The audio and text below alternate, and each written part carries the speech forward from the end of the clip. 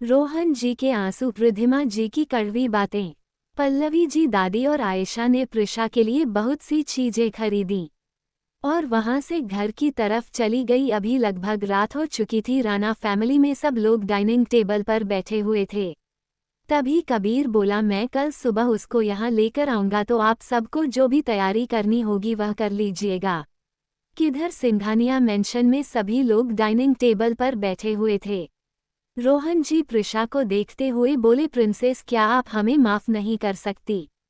प्रिशा ने एक नज़र उन्हें देखा और बोली, मिस्टर सिंघानिया, मैं आपकी प्रिंस नहीं हूँ, आपका प्रिंसेस तन्वी थी। स्टॉप। जिसके लिए आपने मुझे इतने सालों तक नज़रअंदाज किया, ठीक उसी तरह अभी भी आप मुझे नज़रअंदाज कीजिए कि आप मुझे आपका प्यार या आपकी केयर की कोई ज़रूरत नहीं है और मैं कभी भी आपको माफ़ नहीं करूँगी, तो आप मुझसे दूर रहिए। वही प्रिशा की बात सुनकर रोहन जी के दिल में टीस उठी। उनके दिल में बहुत दर्द हो रहा था।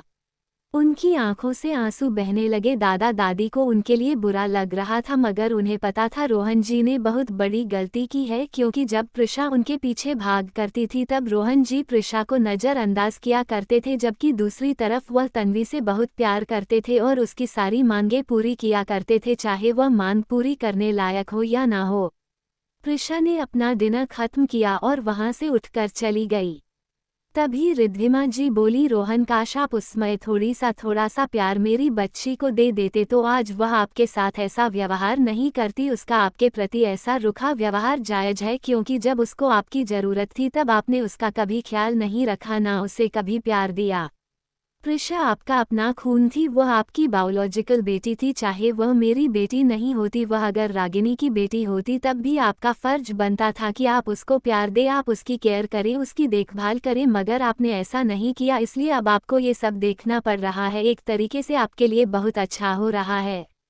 अगर वह रागिनी की भी बेटी थी तो उसमें उसकी क्या गलती है? गलती तो अपने की। ना आप रागिनी के क्लोज गए, उसमें उस बच्ची की तो कोई गलती नहीं थी। उसने इतने सालों बाहर सफ़र किया, उसके बाद वह अपने परिवार में वापस आई। क्यों आई? ताकि उसको थोड़ा सा प्यार मिल जाए, उसको उसकी मम्मी पापा का प्यार मिले। चलो मैं मानती हूँ रागिनी ने उसको प्यार नहीं दिया क्योंकि वो उसकी सगी माँ नहीं थी, मगर वह आपका खून थी, मगर आपने भी उसे बिल्कुल पराया कर दिया। किसके लिए? रागिनी की नाजायज़ बेटी के लिए या रागिनी के लिए? क्यों आप रागिनी से प्यार करते थे?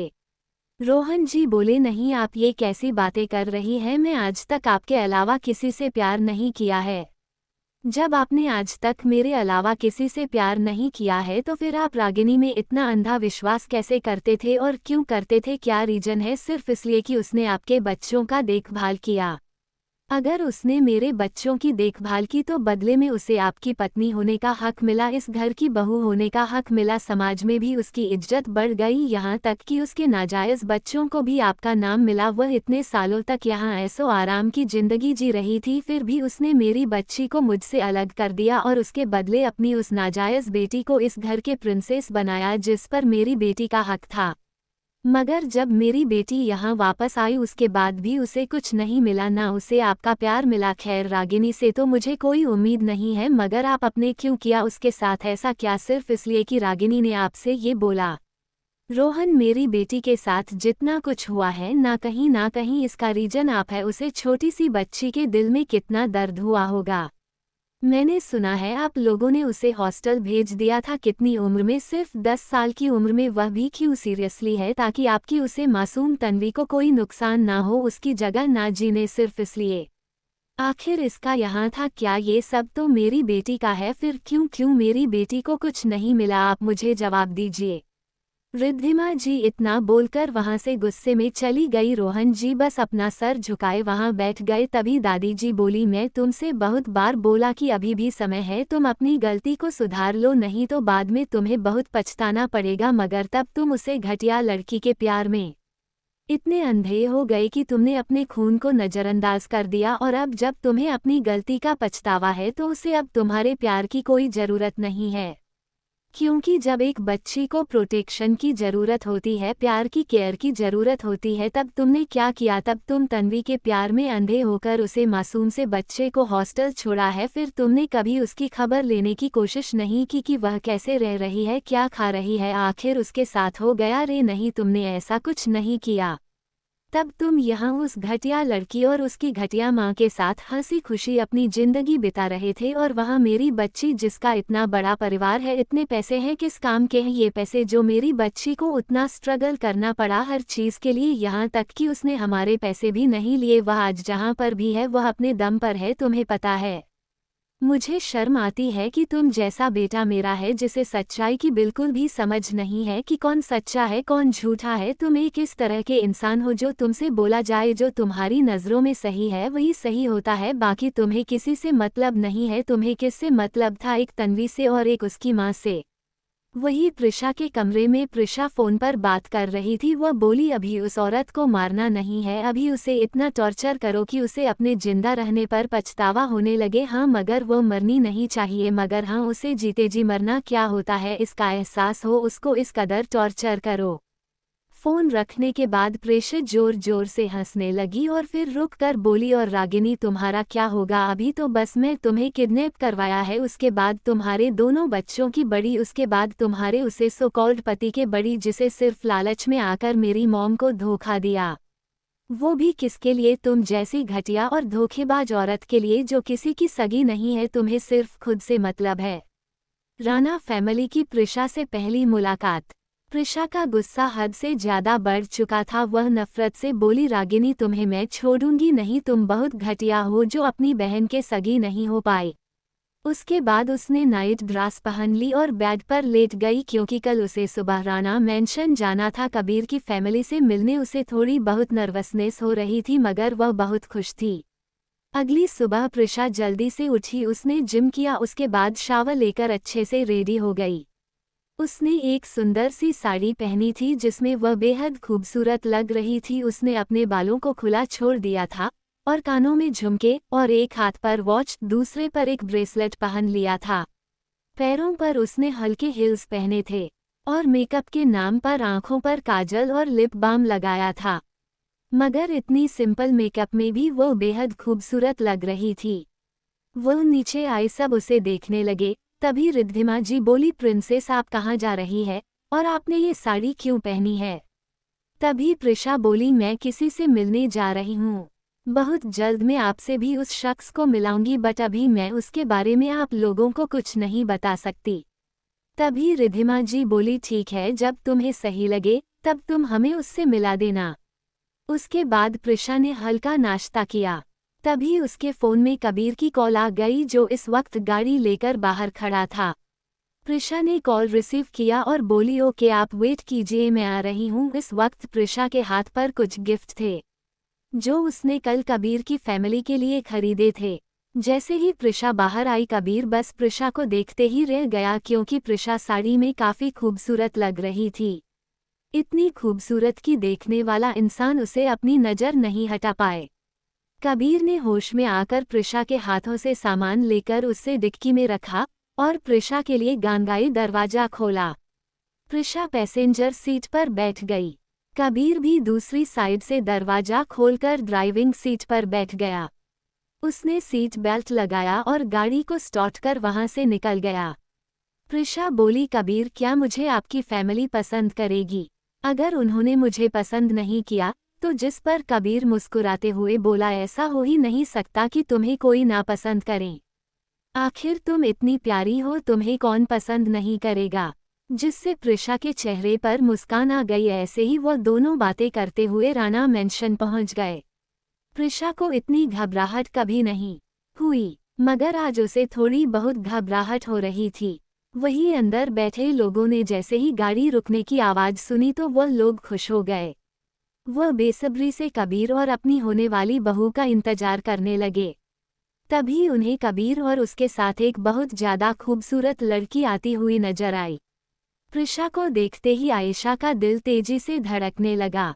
उसे तो यकीन ही नहीं हो रहा था कि जिस लड़की को वह अपनी भाभी बनाना चाहती थी वही लड़की उसके भाई ने खुद के लिए पसंद की है। वह बहुत खुश थी। वही कबीर के घर वाले 10 सुपर मॉडल प्रिशा को देखकर हैरान थे कि आखिर उनके नालायक पोते बेटे ने जो हमेशा लड़कियों से दूर रहता था, उसने इतनी खूबसूरत और टैलेंटेड लड़की को कैसे अपनी गर्लफ्रेंड बना लिया। प्रिशा ने सभी बड़ों के पैर छुए, मगर किसी ने भी उसको पैर नहीं छूने दिए, सबने उसे अपने गले से लगा लिया। प्रिशा को जो पहले तक घबराहट हो रही थी, अब उसकी घबराहट दूर हो चुकी थी। वो कबीर की फैमिली के साथ काफी अच्छे से घुल मिल गई थी। कबीर की फैमिली को प्रिशा बहुत पसंद आई। उन्होंने सोच लिया था कि कुछ हो जाए वह प्रिशा को ही अपने घर की बहू बनाएंगे। आयशा ने बताया कि वह प्रिशा को पहले से जानती है। प्रिशा उसकी जूनियर है और उसके बॉयफ्रेंड यानी प्रियांक की बहन है। वही ये सुनकर तो सब लोग और भी ज्यादा खुश हो गए, क्योंकि सबको पता था कि प्रियांक बहुत अच्छा लड़का है। हालांकि वह प्रियांक को भी अच्छे से नहीं जानते थे, मगर जिस हिसाब से आयशा प्रियांक के बारे में बातें किया करती थी, उस हिसाब से उन्हें लगता था कि प्रियांक बहुत अच्छा लड़का है। कुछ देर बाद प्रिशा ने सभी को उनके गिफ्ट दे दिए जो वह सबके लिए लाई थी। जैसे ही सबने गिफ्ट देखे वह हैरान रह गए, क्योंकि वह गिफ्ट कोई आम गिफ्ट नहीं थे, उनकी कीमत यही कोई करोड़ों में थी। तभी कबीर की मोम बोली, बेटा इन सब चीज़ों की क्या ज़रूरत थी? तुम्हारे कितने पैसे लग गए होंगे? तभी कबीर बोला, मॉम मैंने भी मना किया था मगर इन्होंने मेरी बात सुनी ही नहीं। कबीर की मोम बोली, मगर यह वाला नेकलेस तो एक ऑक्शन पर देखा गया था ना, फिर मिडनाइट कंपनी की मिस्टीरियस सीईओ ने इस नेकलेस को खरीदा था। इस बात पर प्रिशा ने अपना सिर हिला दिया। तभी कबीर बोला, मॉम उस कंपनी की वो मिस्टीरियस सीईओ और कोई नहीं, आपकी बहू प्रिशा ही है। जैसे ही सबने ये सुना सब लोग हैरानी से प्रिशा को देखने लगे। उसने भी अपना सिर हिला दिया। तभी आयशा बोली, मतलब अब तक जिसे हम सिर्फ एक टैलेंटेड टॉप मॉडल समझ रहे थे वह तो बिजनेस वर्ल्ड में भी क्वीन है, और क्या क्या आइडेंटिटी ऐसी है भाभी आपकी जो हम नहीं जानते। खैर क्या मैं अब आपको भाभी बोल सकती हूँ? तभी प्रिशा शर्माते हुए बोली, हाँ मगर कॉलेज पर अभी तुम मुझे भाभी मत बोलना, क्योंकि मैं नहीं चाहती कि अभी कोई भी हमारे रिलेशन के बारे में जाने और मुझे लाइमलाइट में रहना नहीं पसंद है। प्रिशा की बात सुनकर सब लोग खुश हो गए, क्योंकि प्रिशा बहुत ही अच्छी लड़की थी। उसे कबीर के नाम की बिल्कुल भी जरूरत नहीं थी। वह पहले से बहुत ज्यादा पॉपुलर थी, मगर अगर दूसरी लड़कियां होती तो वो कबीर के नाम का पूरा फायदा उठा सकती थी। मगर फिर भी प्रिशा ने ऐसा कुछ नहीं किया जिससे सब प्रिशा को और भी ज्यादा पसंद करने लगे। तभी कबीर की मॉम के दिल में ख्याल आया कि शमिता किस तरह की लड़की थी और प्रिशा किस तरह की लड़की है, क्योंकि प्रिशा शमिता से भी ज़्यादा रिच और पावरफुल फैमिली से थी। यहाँ तक कि प्रिशा टॉप मॉडल होने के साथ साथ बिजनेस वर्ल्ड की क्वीन है, फिर भी प्रिशा में ज़्यादा घमंड नहीं है और न वह किसी को भी खुद से छोटा समझती है। मगर शमिता एक बहुत ही लालची और घमंडी लड़की थी और वह इतनी सेल्फिश थी कि उसे खुद के अलावा किसी से भी कोई फर्क नहीं पड़ता था। कबीर को पल्लवी जी का धमकी देना। पल्लवी जी को प्रिशा बहुत ज़्यादा पसंद आ रही थी और साथ ही सारे घरवालों को भी प्रिशा बहुत ज़्यादा पसंद आई। अभी लंच का टाइम हो गया था तो सभी लोग डाइनिंग टेबल पर बैठ गए। सारा खाना प्रिशा की पसंद की बना था, जिसे देखकर प्रिशा के दिल में गर्माहट पैदा हुई। वो मुस्कुराकर बोली, thank you so much aunty, आपने मेरे लिए इतना कुछ किया। इतना बोलकर खाना खाने लगी। उसकी मुस्कान देखकर सारे घर वाले सिर्फ उसे ही देखते रह गए। वही कबीर की हार्टबीट तेज हो गई, मगर जैसे तैसे उसने खुद को संभाला और खुद भी खाने में कंसंट्रेट करने लगा। लंच के बाद प्रिशा थोड़ी देर और कबीर की फैमिली के साथ रही। उसके बाद कबीर ने प्रिशा को सिंघानिया मेंशन छोड़ दिया और खुद वापस से राणा मेंशन में आ गया। प्रिशा जैसे ही घर में पहुंची सब प्रिशा को देखने लगे। तभी रिद्धिमा जी बोली, तो कैसी रही फर्स्ट मीटिंग? जिस पर प्रिशा मुस्कुराते हुए बोली, मॉम सब लोग बहुत अच्छे थे और शायद वो लोग मुझे पसंद भी करें। जिससे रिद्धिमा जी बोली, ठीक है मगर अब तुम भी उस लड़के को हमसे मिलावाओ, हम भी तो देखें कि हमारी बेटी को कौन पसंद आया। जिस पर प्रिशा शर्माते हुए बोली कि मॉम बहुत जल्द मैं आप सब से उनको मिलवाऊंगी, मैं थक गई हूँ, मैं थोड़ी देर आराम कर लेती हूँ। इतना बोलकर प्रिशा वहाँ से अपने कमरे की तरफ चली गई। राणा मेंशन में अभी भी सभी लोग प्रिशा के बारे में बातें कर रहे थे। तभी सभी को कबीर आता हुआ दिखा तो पल्लवी जी ने कबीर को अपने साथ बिठा लिया। पल्लवी जी बोली, तुमने बहू तो बहुत अच्छी ढूंढी है, मगर हाँ तुम उसके साथ अच्छा बिहेव करना, कहीं ऐसा ना हो कि तुम्हारे ऐसे रुड बिहेवियर से वह तुम्हारे साथ ब्रेकअप कर ले, और अगर ऐसा होगा तो तुम सोच लेना मैं तुम्हारा क्या हाल करूँगी। कबीर तो अपनी मॉम की धमकी सुनकर हैरान था। तभी कबीर बोला, मॉम आपको प्रिशा पसंद आई? तभी पल्लवी जी बोली, आखिर इतनी प्यारी बच्ची को कौन पसंद नहीं करेगा, बहुत ज़्यादा प्यारी है और हम तो चाहते हैं कि वही हमारी बहू बने, इसलिए तुम उसका अच्छे से ख्याल रखना क्योंकि तुम उससे बड़े हो और बहुत घमंडी रूड हो, जिससे अगर उसे कोई अपनी उम्र का लड़का पसंद आ गया तो फिर तुम क्या करोगे और हम क्या करेंगे, इसलिए तुम अपना बिहेवियर उसके लिए स्वीट रखना वरना तुम्हारी खैर नहीं। कबीर चिढ़ते हुए बोला, मॉम आप कैसी बातें कर रही हैं, मैं भला अपनी जाना के साथ क्यों रूड बिहेव करने लगा। खैर मेरी एक ज़रूरी मीटिंग है इसलिए मैं जा रहा हूँ। इतना बोलकर वह बाहर की तरफ चला गया। कबीर के जाने के बाद फिर से सभी लोग प्रिशा के बारे में बातें करने लगे। आयशा बहुत खुश थी मगर अभी प्रिशा ने आयशा को मना किया था कि वह किसी को भी उसके और कबीर के बारे में ना बताएं, इसलिए उसने यह बात सिर्फ अपने तक रखी। इधर कबीर की गाड़ी में अचानक से कबीर का फ़ोन बजने लगा। जब उसने अपने फ़ोन को देखा तो उस पर जाना नाम सो रहा था। तभी उसने कॉल उठाया और बोला, हाँ जाना बोलिए। जिस पर प्रिशा मुस्कुराते हुए बोली, क्या कर रहे हैं आप? कबीर बोला, कुछ नहीं बस एक मीटिंग है तो वहीं जा रहा हूँ। प्रिशा बोली, क्या आपकी फैमिली को मैं पसंद आई? जिस पर थोड़ी देर शांति छा गई। तभी कबीर बोला, अब जाना मैं अब कैसे बताऊं मगर मेरी फैमिली को, तुम इतना बोलकर शांत हो गया। जिससे प्रिशा घबराते हुए बोली, क्या मैं उन्हें पसंद नहीं आई या मुझसे कुछ गलती हो गई? तभी कबीर हंसते हुए बोला, ऐसी कोई बात नहीं है, तुम सभी को बहुत ज़्यादा पसंद आई हो, यहाँ तक कि मेरी मॉम तो मुझे धमकी भी दे रही थी अगर तुमने कभी मेरे साथ ब्रेकअप किया तो वह मुझे छोड़ेंगे नहीं। जिस पर प्रिशा हंसने लगी। प्रिशा बोली, ओके देन आप अपनी मीटिंग में जाइए, मैं आपको रात को कॉल करती हूँ। इतना बोलकर उसने फ़ोन रख दिया। कबीर के चेहरे पर भी मुस्कान थी और उसने अपना इंस्टाग्राम खोला और प्रिशा और अपनी एक पिक पोस्ट कर दी मगर उसमें उन दोनों की चेहरा नहीं दिख रहा थी, बस हाथ और पैर नजर आ रहे थे। नीचे लिखा था #फैमिली मीटिंग दिल। जैसे ही कबीर ने पोस्ट किया वैसे ही फिर से लाइक कमेंट की बाढ़ आने लगी। इधर दूसरी तरफ अचानक से प्रिशा का फ़ोन बजने लगा। तभी उसने फ़ोन उठाया। उधर से कुछ बोला गया जिससे प्रिशा ने ओके बोलकर फ़ोन रख दिया। प्रिशा ने अपना बिजनेस सूट पहना और कमरे से बाहर चली गई। वो सीढ़ियों से होते हुए नीचे आए। अभी हॉल में सभी लोग बैठे हुए थे। तभी रिद्धिमा जी बोली, प्रिंसेस तुम कहाँ जा रही हो बेटा? जिस पर प्रिशा बोली, मॉम मेरी ज़रूरी मीटिंग है तो मुझे आने में थोड़ा लेट हो जाएगा। इतना बोलकर बाहर की बाहर चली गई। कुछ लोगों को छोड़कर सभी लोग हैरान थे। रोहन जी बोले, प्रिशा किसी कंपनी में जॉब करती है क्या? जिस पर रिद्धिमा जी बोली, हाँ वह जॉब करती है मगर किसी और की कंपनी में नहीं, खुद की कंपनी में। वो मिडनाइट कंपनी की सीईओ है। जिस पर सभी लोग हैरानी से रिद्धिमा जी को देखने लगे। रोहन जी को हैरान देखकर रिद्धिमा जी बोली, मुझे इस बात का बिल्कुल भी अफसोस नहीं हो रहा कि आपको प्रिशा के बारे में नहीं पता, क्योंकि तब तो आप अपनी प्रिंसेस तन्वी को प्यार करने में, उसकी केयर करने में बिजी थे, तो आपको मेरी बेटी के बारे में कैसे पता होगा इतना?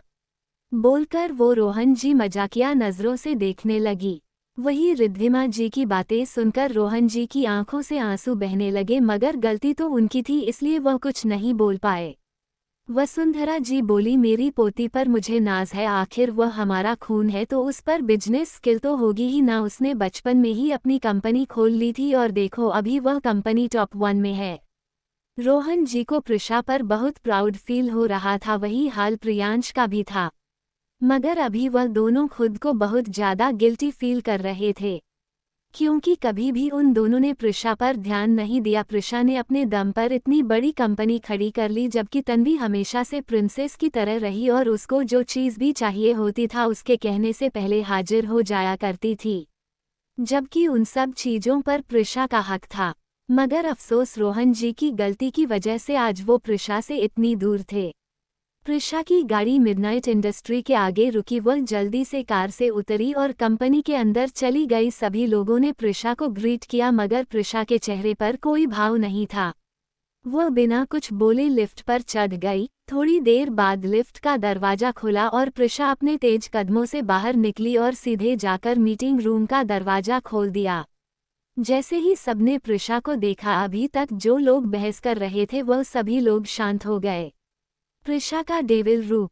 प्रिशा मीटिंग रूम में जैसे ही इंटर हुई सभी लोग उसे देखने लगे और जो लोग अभी तक बहस कर रहे थे वह लोग शांत होकर खड़े हो गए। सबने प्रिशा को ग्रीट किया। प्रिशा ने सिर हिलाया और जाकर सीईओ वाले चेयर पर बैठ गई। रौनक भी वहां मौजूद थे जो अभी तक मीटिंग संभाल रहे थे। तभी प्रिशा ने बंदूक निकाली और बोली, हाँ तो किसको प्रॉब्लम हो रही है? इस पर एक शख्स जिसका नाम दानिश मेहता था वो बोला, देखिए आप हमें ऐसे नहीं डरा सकती, हम आप पर केस कर देंगे। तभी प्रिशा जोर जोर से हंसने लगी। उसकी हंसी इतनी खतरनाक थी कि सब लोगों के डर से पसीना आने लगा। प्रिशा ने हंसना बंद किया और एकदम से दानिश मेहता का गला पकड़ लिया और बेहद सर्द आवाज में बोली, क्यों दानिश मेहता, तुम्हें अपनी जिंदगी प्यारी नहीं है जो तुम मेरे काम में टांग अड़ा रहे हो? क्या तुम्हारी इतनी औकात है तुम मुझे सीईओ से हटा सको? ये कंपनी मेरी है, यहाँ के चेयरमैन में हूँ, एमडी में हूँ, और तुम होते कौन हो मुझे सीईओ से हटाने वाले? तुम बस एक दो कौड़ी के शेयर होल्डर हो, मगर तुमसे ज़्यादा शेयर मेरे पास है। अगर मैं चाहूँ तो तुम्हें बर्बाद कर सकती हूँ। ये पता होते हुए भी तुमने मेरे खिलाफ जाने की कोशिश की। Interesting, very interesting. दानिश ने दानिश का गला टाइट पकड़ा था जिससे वह स्ट्रगल करने लगा, मगर प्रिशा ने अपने हाथों की ग्रिप और टाइट कली जिससे दानिश को सांस लेने में बहुत ज़्यादा स्ट्रगल करना पड़ रहा था। उसकी आंखों से आंसू बहने लगे। तभी प्रिशा ने उसको एक झटके से छोड़ा और दूर झटक दिया जिससे दानिश का सर एक टेबल पर जा लगा। उसके माथे से खून बहने लगा। वही बहुत ज्यादा डर गया था। वो डर से प्रिशा को देखने लगा और गिड़गिड़ाते हुए बोला, नहीं नहीं, मुझे माफ कर दीजिए, मेरा ऐसा कोई इंटेंशन नहीं था। मैं आगे से आपके किसी भी काम के बीच में नहीं आऊँगा, मुझे माफ कर दीजिए। मगर प्रिशा को उससे कोई फर्क नहीं पड़ा। उसने अपनी गन लोड की और दानिश के माथे पर चला दी। इसी के साथ एक गनशॉट की आवाज़ आए और सब कुछ शांत हो गया। तभी प्रिशा बोली, और किसी को प्रॉब्लम है? जिससे सभी लोग ना में सिर हिलाने लगे। तभी प्रिशा बोली, अगर आज के बाद किसी ने भी मेरे खिलाफ जाने की कोशिश की तो उसका यही हश्र होगा। इतना बोलकर वह वहां से चली गई। रौनक भी उसके पीछे गए और बोले, आई एम सॉरी मैं आपको इतने छोटे मामले के लिए बुलाना पड़ा, मगर ये लोग मान नहीं रहे थे। प्रिशा ने एक नज़र रौनक को देखा और बोली, कोई बात नहीं, खैर आगे की मीटिंग तुम संभालना क्योंकि मेरे पास फिलहाल कोई टाइम नहीं है। इतना बोलकर वहां से निकल गई। इधर मीटिंग हॉल में सभी लोग डर से दानिश की लाश को देख रहे थे। वह लोग शुक्र मना रहे थे कि उन्होंने प्रिशा से कोई भी पंगा नहीं लिया, वरना उनका हाल भी दानिश जैसा होता। गार्ड्स ने दानिश की लाश को पकड़ा और वहां से ले गए और क्लिनिक स्टाफ ने सारा मीटिंग रूम साफ कर दिया जिससे अब सब कुछ पहले जैसा था। मीटिंग रूम देखकर ऐसा नहीं लग रहा था कि यहाँ पर अभी किसी की मौत हुई हो। प्रिशा गाड़ी में बैठी और उसने अपनी कार को एक खंडहर जैसी जगह पर आकर रोकी और वह सीधा अंदर चली गई। वह जैसे ही अंदर गई सभी लाइट जलने लगी। यह खंडहर जितना बाहर से वीरान था अंदर से उतना ही लग्जरियस था। वहां हर तरह की फैसिलिटी थी। तभी प्रिशा एक रूम का दरवाजा खोल अंदर गई। वहां पर बहुत गार्ड लगे थे। सभी ने प्रिशा को ग्रीट किया। प्रिशा ने अपना सर हिला दिया और रूम के अंदर चली गई। तभी उसने देखा उस रूम में जंजीरों में एक औरत बंधी हुई थी जिसे देखकर ऐसा लग रहा था कि उसे बहुत टॉर्चर किया गया हो, मगर ऐसा कुछ नहीं था। हाँ, काफी दिनों से उसको खाना नहीं दिया गया था जिस वजह से उसकी हालत बहुत खराब थी। प्रिशा ने उसके चेहरे पर पानी दे मारा और अपने सामने रखी सिंहासन जैसी चेयर पर बैठ गई। वह इस वक्त किसी क्वीन की तरह लग रही थी और उसके आसपास का मर्द सौरा भी और ज्यादा खतरनाक हो चुका था। वह अपनी खतरनाक आंखों से सामने बंदी औरत को देख रही थी। तभी वह औरत को होश आने लगा और धीरे धीरे उसने आंखें खोली। जैसे ही उसने आंखें खोली उसकी आंखें प्रिशा की आंखों से जा मिली जिस पर सिर्फ उस औरत के लिए नफरत और घिन नजर आ रही थी। तभी उस औरत ने प्रिशा के चेहरे को देखा और गुस्से में चिल्लाते हुए बोली, तुम घटिया लड़की, तुम्हारी हिम्मत भी कैसे हुई मुझे किडनैप करने की? खोलो मुझे वरना मैं तुम्हें छोड़ूंगी नहीं। प्रिशा ने उसकी बातें सुनकर अजीब सा मुंह बना लिया जैसे वो कितनी बोर हो रही हो। फिर हंसते हुए बोली, और रागिनी राजवंश, तुम्हें क्या लगता है तुम मुझे छोड़ने को बोलोगी और मैं तुम्हें छोड़ दूंगी? हाँ, मगर अफसोस मैं तुम्हें नहीं छोड़ूंगी और ना तुम यहाँ से कहीं जा पाओगी। तुम्हें पता है तुम यहाँ क्यों हो? जिस पर रागिनी उसे देखने लगी। तभी प्रिशा बोली, तुम यहाँ इसलिए हो क्योंकि तुमने मेरी मॉम की जगह लेने की कोशिश की। तुम यहाँ इसलिए हो क्योंकि तुमने मेरी जगह अपनी उस नाजायज़ बेटी को देने की कोशिश की। तुम यहाँ इसलिए हो क्योंकि तुमने पवन राजवंश के साथ मिलकर मेरी मॉम को धोखे से मरवाना चाहा। तुम यहाँ इसलिए हो ताकि तुम्हें तुम्हारे हर कर्म की सजा मिल सके। इतना बोलकर हंसने लगी।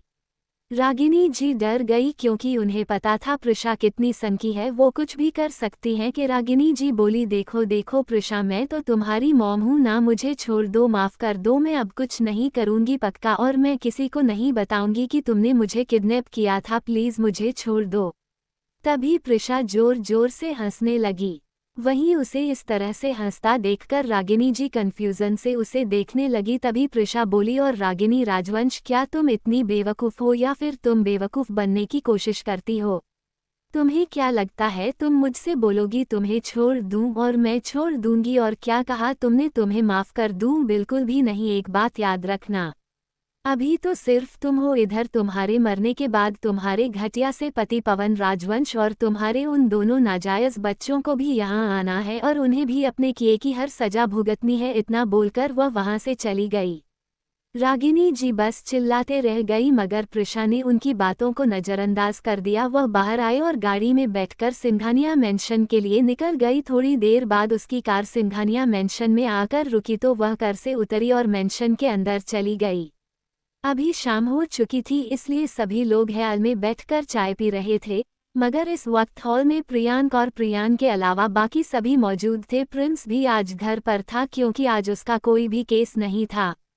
तभी प्रिशा ने एक नज़र सबको देखा और वहां से कमरे में चली गई। वह फ्रेश हुई और नीचे आई तो रिद्धिमा जी ने उसे भी एक कप चाय दी। प्रिशा ने चाय की कप ली और धीरे धीरे चाय पीने लगी। तभी प्रिशा रिद्धिमा जी से बोली, आप कबीर से कब मिलना चाहती हैं? जिस पर रिद्धिमा जी खुशी से बोली, जब तुम मिलवाना चाहो। प्रिशा की क्यूट हरकतें। प्रिशा ने रिद्धिमा जी की ओर देखा और बोली, ठीक है मॉम, मैं कल उन्हें आप सबसे मिलवाऊंगी। ये सुनकर रिद्धिमा जी मुस्कुरा दी। प्रिशा वहां से अपने कमरे में चली गई। वो फ्रेश हुई और नाइट सूट पहनते हुए कबीर को फोन लगाया। मिस्टर राणा, कल आपको सिंघानिया मेंशन आना है, मॉम आपसे मिलना चाहती हैं। कबीर यह सुनकर खुश हो गया। बिल्कुल, मैं ज़रूर आऊँगा। फ़ोन रखने के बाद प्रिशा नीचे चली गई क्योंकि अब रात हो चुकी थी और उसे तेज भूख लग रही थी। वह डाइनिंग टेबल पर बैठते हुए बोली, मॉम जल्दी से खाना दीजिए, मुझे बहुत भूख लगी है। उसे इतना उतावला देख रिद्धिमा जी मुस्कुरा दी। प्रिंसेस, दे रही हूँ, रुक जाओ ज़रा। तभी प्रिशा बोली, नहीं, मुझे भूख लगी है, जल्दी दो ना। प्रियांक और प्रियांश भी घर आ चुके थे। दोनों उसकी बचकानी हरकतें देख रहे थे। रिद्धिमा जी के आने के बाद से प्रिशा काफ़ी बदल गई थी। उससे पहले वो कभी इतनी मासूम या चुलबुली नहीं दिखी थी। वो हमेशा बहुत सीरियस और शांत रहती थी। प्रियांश के दिल को सुकून मिला। वो हमेशा चाहता था कि प्रिशा थोड़ा बच्चा बन जाए क्योंकि वह सबसे छोटी थी और उसका बचपन कुछ खास रहा नहीं था। जिंदगी ने उसे बहुत जल्दी बड़ा बना दिया था। वह बचपन में ही एक पत्थर दिल बन चुकी थी और अपनी उम्र से ज़्यादा समझदार हो गई थी। प्रिशा बच्चों की तरह खाना खाने लगी। ये देख सभी के चेहरे पर मुस्कान आ गई।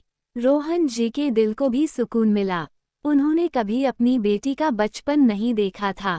अपनी ही गलती की वजह से उन्हें प्रिशा के मासूम लम्हे देखने का मौका नहीं मिला था, लेकिन आज उसे ऐसे देखना उन्हें अंदर तक छू गया। रिद्धिमा जी बोली, तुम्हें पता है अगर तुम अपने ससुराल में भी ऐसी हरकतें करोगी तो वहाँ क्या कहेंगे? प्रिशा बोली, क्या बोलेंगे मॉम? रिद्धिमा जी हंसते हुए बोली, कहेंगे कि बहू के मायके वालों ने कुछ सिखाया ही नहीं, ये तो अब भी बच्ची है। ये सुनकर प्रिशा ने मुंह फुला लिया और बोली, ऐसा कुछ नहीं है मॉम, आपको तो पता है ना मैं कितनी समझदार हूँ। इतना कहकर उसने एक प्यारा सा चेहरा बनाया। उसका इतना क्यूट चेहरा देखकर रिद्धिमा जी उसे गले से लगा लिया और माथे पर किस करते हुए बोली, तुम इतनी क्यूट क्यों हो? प्रिशा गाल खींचते हुए बोली, क्योंकि आप ज्यादा क्यूट हैं ना, इसलिए मैं भी क्यूट हूँ। प्रिंस चिढ़ते हुए बोला, मतलब आप दोनों खुद ही खुद की तारीफ कर रहे हो? इस पर दोनों ने प्रिंस को घूरा। प्रिंस ने दांत दिखाते हुए कहा, हाँ तो आप लोग गलत थोड़ी कह रही हैं, आप दोनों सच में बहुत ज्यादा क्यूट हैं। इतना कहकर वो मुस्कुराने लगा। ऐसे ही हंसी खुशी माहौल में सबने डिनर किया और अपने अपने कमरों में सोने चले गए। रिद्धिमा जी के कमरे में रोहन जी रिद्धिमा जी से बोले, रिद्धिमा, क्या कभी प्रिशा मुझे माफ करेगी? हाँ, मैं मानता हूँ कि मुझसे बहुत बड़ी गलती हुई है, मगर क्या इस गुनाह की कोई माफ़ी नहीं है? उनकी आंखों से आंसू बहने लगे। रिद्धिमा जी को तकलीफ हुई, मगर उन्होंने संयम से कहा, मुझे नहीं पता इस गुनाह की माफ़ी है या नहीं, लेकिन आपने जो किया उसने हमारी बच्ची को बहुत चोट पहुँचाई है। हॉस्टल से पहले वो बहुत शरारती, बातूनी और खुशमिजाज बच्ची थी, लेकिन आपने उसे अकेले भेज दिया और वहाँ उसका बचपन ही मर गया। अब आप सोचते हैं कि वो आपको इतनी आसानी से माफ़ कर देगी? इतना कहकर रिद्धिमा वहाँ से उठकर चली गई और रोहन जी की आंखों से आंसू बहते रहे। राणा मेंशन कबीर के कमरे में कबीर अपने रूम में खुद को मिरर में देख रहा था और एक एक कपड़ा पहनकर देख रहा था कि कौन सा शर्ट उस पर सबसे अच्छा लगेगा। उसने अपनी वार्डरोब के सारे कपड़े बाहर निकाल दिए थे, लेकिन अब भी कोई ड्रेस पसंद नहीं आ रही थी। वह थोड़ा परेशान होकर बड़बड़ाया, क्या सासू माँ मुझे पसंद करेगी? अगर उन्होंने मुझे दामाद बनाने से मना कर दिया तो मैं कैसे रहूँगा? नहीं, मैं प्रिशा के बिना नहीं रह सकता। तभी उसकी नज़र एक वाइट शर्ट पर पड़ी। वह मुस्कुराते हुए बोला, हाँ, यही पहनूंगा। वैसे भी जाना कहती है कि मुझ पर वाइट शर्ट बहुत अच्छी लगती है। इस वक्त कबीर किसी कॉलेज जाने वाले लड़के जैसा लग रहा था जो अपने पहले दिन के लिए तैयार हो रहा हो। उसकी हर हरकत बच्चों जैसी थी। अगर कोई कबीर को अभी देख लेता तो शायद विश्वास ही नहीं करता कि ये वही डेविल कबीर है जिससे लोग डरते हैं, जो अपने गुस्से के लिए जाना जाता है।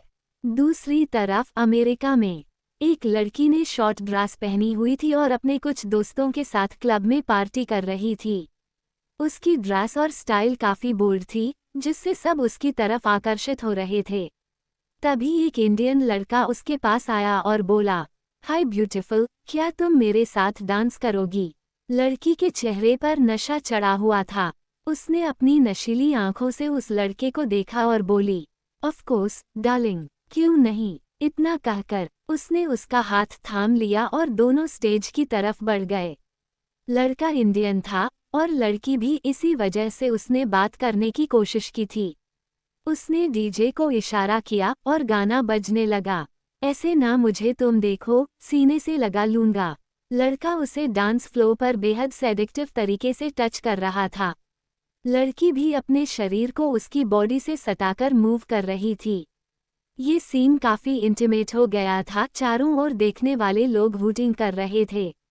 गाना खत्म हुआ, लड़के ने लड़की की कमर पर हाथ रखा और उसके कान में कुछ कहा। लड़की उसे मदहोश होकर देखने लगी और दोनों ऊपर की ओर बढ़ गए।